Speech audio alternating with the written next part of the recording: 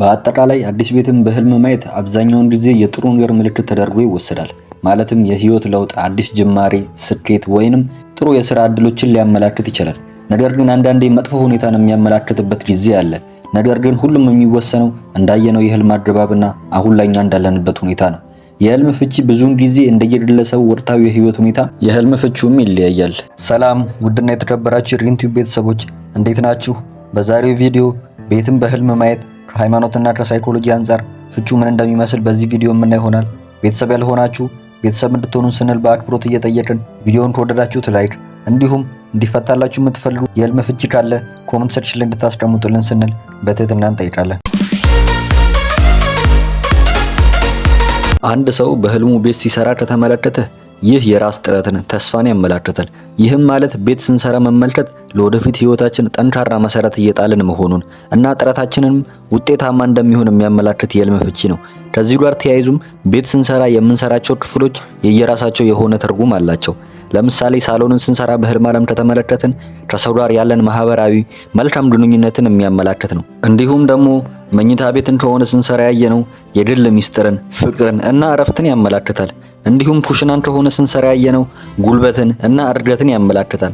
አንዲት ላላገባች ሴት አዲስ ቤት ስትገባ ካለመች በቅርቡ ትዳር መመስረትን ወይንም አዲስ የህይወት ምዕራፍ መጀመርን ያመላክታል። እንዲሁም ደግሞ እቺ ያላገባች ሴት ሰፊ ቤትን ስትገባ ከተመለከተች ብሩህ ተስፋን እና በህይወቷ የምታገኘውን ደስታን ያሳያል። አንዲት ያላገባች ሴት አዲስ ቤትን ስታጸዳ ከተመለከተች በህይወቷ ውስጥ ያሉ ጭንቀቶችን አስወግዳ ለትልቅ ለውጥ መዘጋጀቷን የሚያሳይ የህልም ፍቺ ነው። በቀጣይ ደግሞ ወደ አገባች ሴት እንሄዳለን። አንዲት ባለትዳር ሴት አዲስና ሰፊ ቤት ውስጥ ስትገባ ከተመለከተች በቤተሰቧ ውስጥ የሚመጣ ሲሳይን፣ በረከትን እና የኑሮ መሻሻልን የሚያመላክት የህልም ፍቺ ነው።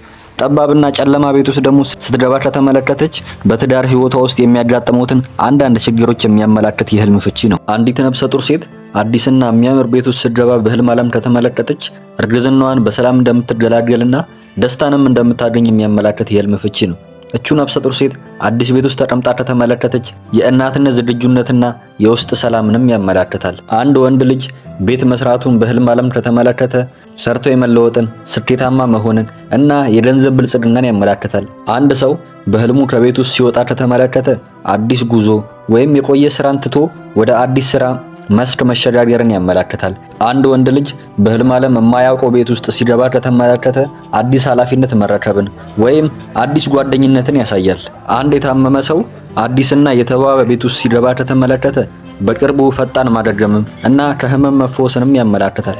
ይህ የታመመ ሰው ወደ ማያልቅና ወደ ተዘጋ ቤት ሲገባ ከተመለከተ በሽታው ሊበረታ እንደሚችል ስለሚታሰብ ጥንቃቄ ማድረግ እንዳለበትና ጸሎትን ማድረግ እንዳለበት የሚያመላክት የህልም ፍቺ ነው። አንድ ሰው በፊት ከነበረበት ቤት ወደ አዲስ ቤት ሲገባ በህልም ዓለም ከተመለከተ ህልመኛው በእውኑ እየሄደበት ያለው መንገድ ትክክል መሆኑንና እንዲሁም በመንገዱ ትልቅ የሆነ ስኬትን እንደሚያገኝ የሚያመላክት የህልም ፍቺ ነው።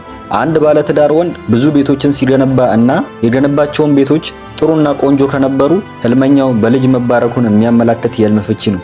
እንዲሁም በአጠቃላይ አዲስ ቤት ውስጥ መግባትን ማየት ወደ ተሻለ ነገር መጓጓዝን መሆኑን የሚያመላክት የህልም ፍቺ ነው። አንድ ነጠላ ወንድ በህልሙ በእውኑ የሚመኘውን አይነት ቤት በህልም ዓለም ከተመለከተ ይህ የሚያመላክተው ወደፊት ባለው የትዳር ዘመኑ ሲመኘውና ሲጠብቀው የነበረውን ህይወት እንደሚያገኝ የሚያመላክት የህልም ፍቺ ነው።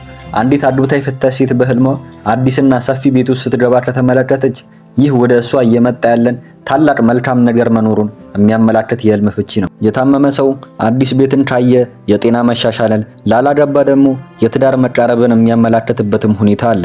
ከዚሁ ጋርም ተያይዞ አንድ ሰው በህልሙ የፈረሰ ወይም የቆሸሸ ቤትን በህልም ዓለም ከተመለከተ የውስጥ ሰላም ማጣትን፣ ቤቱ ደግሞ የተዘበራረቀ ከነበር ይህ የሚያመላክተው በህይወቱ ውስጥ የሆነ የተዘበራረቀ ነገር እንዳለ ወይም ደግሞ የስነ ልቦና ጫና እንዳለበት የሚያመላክት የህልም ፍቺ ነው። እንዲሁም ደግሞ የፈረሰ ቤትን መመልከት የሆነ ያለፈ ታሪካችን አሁንም እየጎዳን መሆኑን ማለትም አሮጌና የተበላሸ ቤት ውስጥ መሆን ካለፈው ወይንም ደግሞ ከዚህ በፊት ከነበረው ትውስታ መውጣት አለመቻልን ወይም የቆዩ ልምዶችን አሁንም አብሮት እንዳሉ የሚያመላክት የህልም ፍቺ ነው። እስከ ቪዲዮ መጨረሻ ስለተከታተላችሁኝ አመሰግናለሁ። ለዛሬ የመጣው ቪዲዮ ይሄንን ይመስላል። እንዲፈታላችሁ የምትፈልጉት የህልም ፍቺ ካለ ኮሜንት ሴክሽን ላይ አስቀምጡልኝ። በቀጣይ ቪዲዮ እስከንገናኝ ቸር ቆዩልኝ።